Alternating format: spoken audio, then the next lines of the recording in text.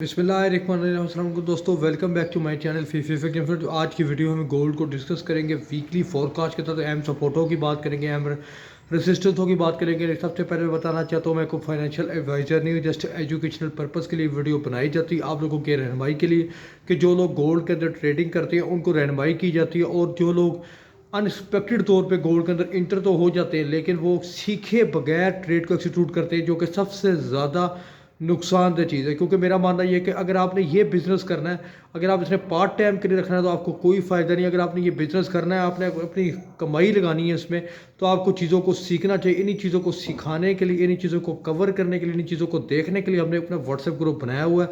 WhatsApp signal group आप मैंने number description में शेयर कर दिया इस वीडियो के अंदर।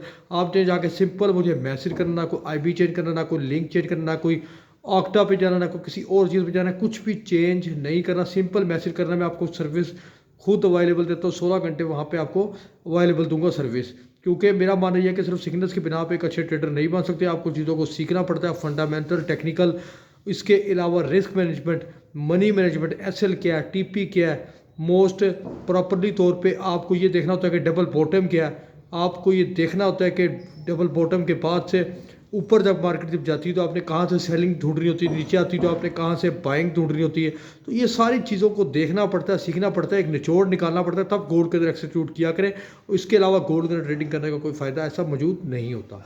अच्छा फ्रेंड्स, अगले वीक के अंदर मोस्ट इंपॉर्टेंट वीक शुरू हो रहा है। आपको पता है कि फेड की जानिब से एक तो फंड रेट का है, एक प्रेस कॉन्फ्रेंस है, उसके अलावा मजीद काफ़ी डेट है। लेकिन अगर फंड रेट के बारे में बात हो तो इंटरेस्ट रेट मुझे नहीं लगता कि अगले वीक के अंदर कोई बढ़ेगा, ना डिक्रीज़ होगा ना इंक्रीज़ होगा, अनचेंज आएगा। लेकिन जिस तरह CPI के नंबर्स और कोर PPI के नंबर्स हैं जो कि मेन इन्फ्लेशन डेटे होते हैं वो बढ़ के आए हैं, तो उसमें ये हो सकता है कि जो प्रेस कॉन्फ्रेंस होगी उसमें हमें ये देखने को मिल सकता है कि वो अगली मीटिंग से रिलेटेड वो क्या बात करता है। कि अगर वो ये बात करता है कि इंक्रीज़ की तरफ थोड़ी सी भी कोई टिप देता है या इंक्रीज़ की तरफ थोड़ा सा इंटरेस्ट रेट की बात करता है तो ऑटोमेटिकली गोल्ड डाउनवर्ड आएगा और बहुत तेज़ी में डाउनवर्ड आ सकता है। तो आपने हर चीज़ पे नज़र रखनी है, क्योंकि मैं तो आपको पता है कि इंटरडे के हिसाब से वीडियो बना देता हूँ और वीकली के हिसाब से बता देता हूँ, लेकिन जो असल चीज़ होती है, वो जो खमेज़ा होता है, वो हर चीज़ होती है, मैं अपने व्हाट्सएप के अंदर सबको शेयर करता रहता हूँ, उनको टोटल बताता हूँ।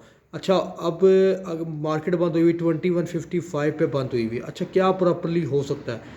2146 की एक सपोर्ट मौजूद लाजमी है, लेकिन कोई बहुत ज़्यादा स्ट्रॉन्ग सपोर्ट मुझे नज़र नहीं आ रही।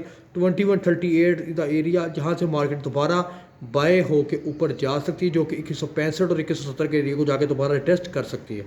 अच्छा, मंडे वाले दिन ये हो सकता है कि मार्केट अगर 2146 लगाती, क्योंकि इतना खास जटा नहीं है, 2146 से अगर जाती है उठ के तो दोबारा 2165 46 तक जा सकती है। 65 तक जाती है तो यहाँ से सेल करेंगे। अगर मतलब पहले ऊपर जाती है तो 2165 के ऊपर हम सेल डालेंगे, इसको जो SL लगाएंगे वो 2176-77 तक का लगाएंगे, क्योंकि मजीद अगर सेल करें तो 2174-76 का इंतजार करना पड़ेगा। जो एक पूरा एरिया बनता है वो 2165 से लेके 2174 तक का एरिया, जो कि पूरा प्रॉपरली सेलिंग जोन बनता है, जिसको सेलिंग जोन कंसिडर किया जाएगा। लेकिन ये बात की बात है, देखा जाएगा। लेकिन फिलहाल अब मैं आपको बताने लगा हूँ कि जो वीकली सपोर्ट और रेसिस्टेंसों के हिसाब से जो अहम इंपॉर्टेंट लेवल है ये आप लिख लिया करें, आपको इंट्राडे के अंदर बहुत ज़्यादा काम आते हैं।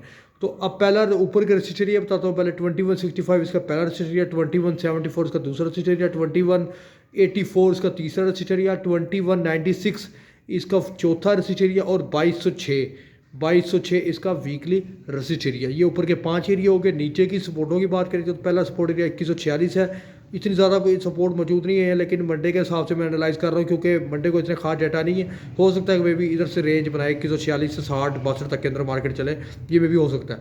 तो 2146 पहला सपोर्ट एरिया, 2137 का दूसरा मोस्ट इंपॉर्टेंट एरिया, जहाँ तक मार्केट जब तक नीचे क्लोज नहीं होती, फॉरवर्ड कैंडल या डेली क्लोज नहीं होती, तो मार्केट इधर से दोबारा उठ सकती है।